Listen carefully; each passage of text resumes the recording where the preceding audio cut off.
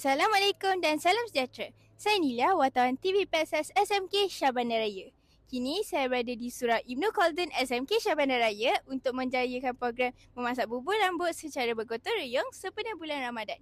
Program ini melibatkan guru dan pelajar sama-sama menjayakan program bubur rambut ini untuk diagihkan ke warga sekolah.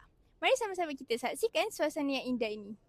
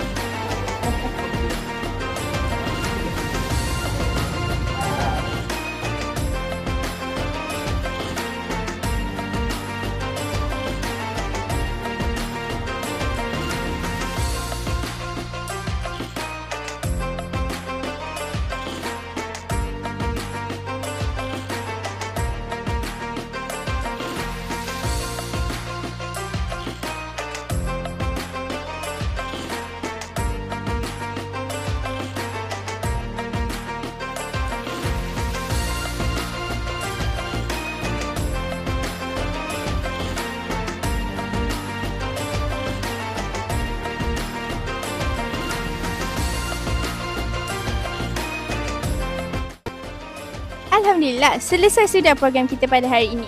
Terima kasih kepada semua guru dan rakan-rakan yang bersama-sama berganding bahu dalam persiapan bahan, memasak sehinggalah siap untuk diagihkan. Semoga usaha kecil kita hari ini dapat mengeratkan lagi silaturahim warga sekolah dan membawa keberkatan kepada kita semua.